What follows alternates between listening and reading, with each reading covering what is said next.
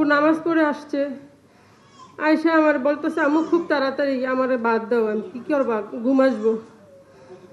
আমার ছেলেরা ভাত খাইতে খাইতে আরেকজন পাশের একজন লোক এসে বলল যে আদিল ভাইয়া ওদিকে মারামারি হচ্ছে, ওদিকে পুলিশে গুলি করতেছে বাচ্চাদের উপরে। ও করলো কি, এটা রাইখাই প্লেটটা রাইখাই দৌড়াই চলে গেল।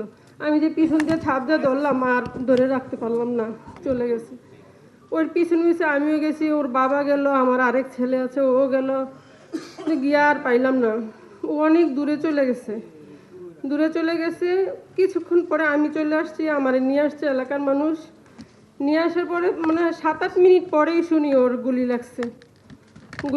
এলাকার মানুষ এসে বলতেছে মানে আদিলের গুলি লাগছে।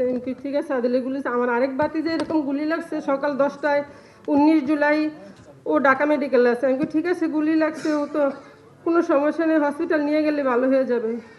আমি জানতাম না এই মুহূর্তে আমার ছেলে লাশ হয়ে গেছে।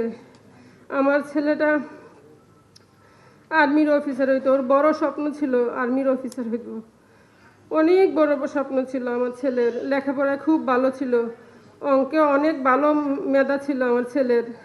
আমার ছেলে এবার পরীক্ষার্থী ছিল। এই যে রেজাল্ট দিল বৃহস্পতিবার, সবাই ছেলেরা বন্ধুবান্ধব ফোন করছে যে আন্টি আমাদের গোল্ডেন আসছে, ওই বলে আমাদের গোল্ডেন আসছে। আমার ছেলেটা পরীক্ষাতে ছিল। আমার ছেলেটা তো আজ থাকলে আমাকে বলতো আম্মু গোল্ডেন আসছে, ওদের মিষ্টি আমার ঘরে, আর আমার ছেলেটা আজ কবরে। আমার ছেলেটা কবরে, আমার ছেলেটার ওরা বাঁচতে দিল না,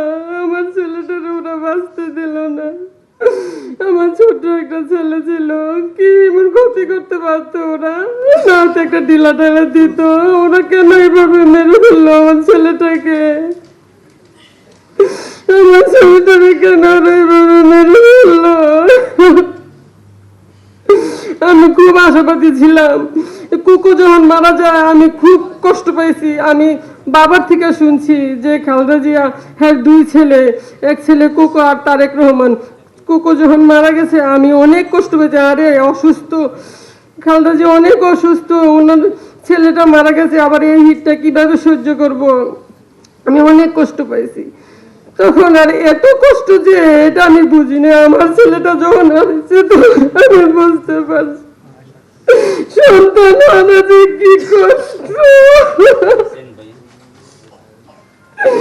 সন্তান হারা যে কি কষ্ট সেটা আমি বুঝতে পারছি।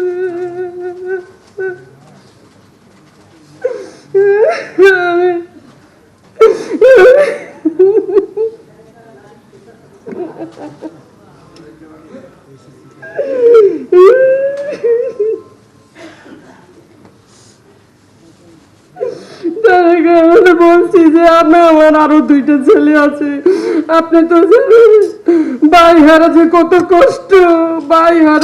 কষ্ট, আপনি, আমরা আশাবাদী আমাদের এমন ভাই ছেলেগুলোর পাশে আপনি দাঁড়াবেন, ভাইয়ের মতো ডাল হয়ে দাঁড়াবেন আপনি, আমার এই আশা।